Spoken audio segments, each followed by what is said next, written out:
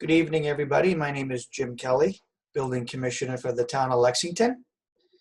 Happy to be here tonight on my first Zoom presentation ever in my life. I am going to present to you an article titled Distance from Basement, Slab, or Crawl Space and Groundwater. The article is being prepared and presented to solve an issue and a problem that I've seen around town and likely you have as well. So again, good to be here tonight. I'm going to share my screen with everyone. I'm going to try to. I'm going to run through a PowerPoint presentation, after which I hope you have questions and I hope you support this article. Thank you very much. Stay tuned and I'll see if I can make this work.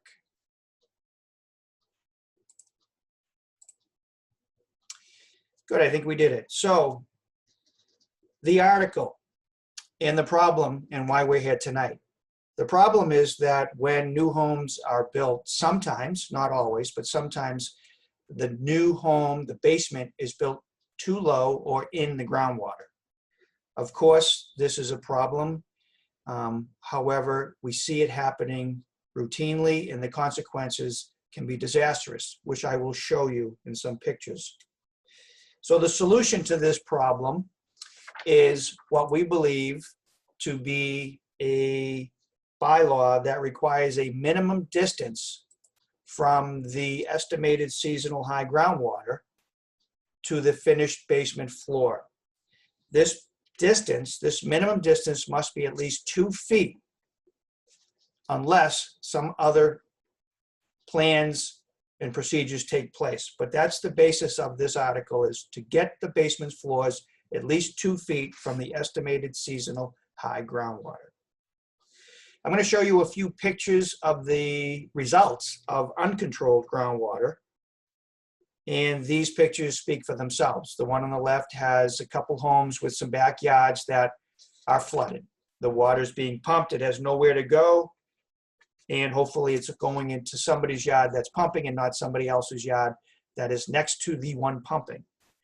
The one on the right is a picture of a street, again, just flooding that has not been managed. The one on the left here is a street, however, it's in the wintertime. As you can see, that turns to ice, causes a lot of problems. DPW spends a lot of time and effort to make streets safe. This is one that is a result of somebody pumping onto the street the water from their basement. The one on the right, again, it just shows you pumping water out on the street on a nice fall day. This picture shows, the two of them show what we see sometimes in a basement, you may have as well, is somebody has illegally connected their sump pump to the sewage system of the town. This is not something the town can sustain. It overburdens the system. This bylaw hopefully will prevent this kind of illegal connection to the town system. Again, a nice picture on the left is a system that perhaps was designed but not properly. As you can see, the overflow is overflowing. So the system is overtaxed, it's not working. The one on the right looks like what somebody might be preparing for a skating rink in the wintertime. However, that's not, that's just water sitting as a result of pumping out of the basement. So some of the things we look forward to working with applicants in the future is to explain why there's a bylaw, explain how you manage the bylaw, and how you can build a home and hopefully prevent water issues due to groundwater.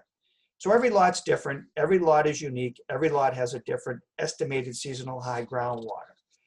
Every new home, they'll have to do soil tests, they'll have soil evaluators or civil engineers that understand levels of water and can determine, approximately determine the height of the seasonal high groundwater, the height of the water, the highest height of the water the ground has ever seen.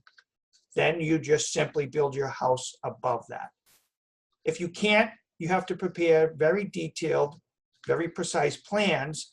And one of the biggest parts of this bylaw is that we will require, if an applicant chooses or has to build within 2 feet, we will require them to pay the town for a peer review so we can hire a professional consultant to help us, building inspectors, look at the systems proposed. We are not civil engineers.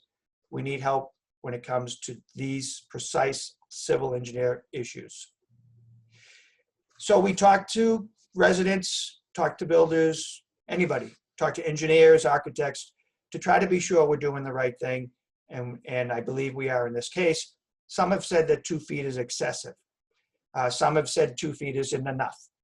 So again, going back to many, many conversations with different people, 2 feet is perfect. That will work and provide the assurances that we will be doing the right thing with this bylaw. Will lots become unbuildable? No, they will not. You just have to be better planning and better evaluating and just be proactive. Third party, as I mentioned, we need it because we're building inspectors. We don't have the expertise to look at these detailed civil engineered plans. This is a good compromise for us to get help at the expense of the applicant. And all of that expense is meant to make sure that we all do a good job and a successful job in any neighborhood. And it will not cost more money to build a house with this bylaw. If you're building it properly now, it will be no different whatsoever. So in conclusion, I hope you like this bylaw. There's been a lot of thought into it. You've probably seen the effects around town, if not in your own neighborhood. This basically is a proactive approach. We've created a regulation to help, not hurt, to make it better, not worse, to keep those basements out of the water and protect the neighborhoods that all these new homes are being built in. So I hope you enjoyed the show. It's a good bylaw. I look forward to your support. Thank you very much.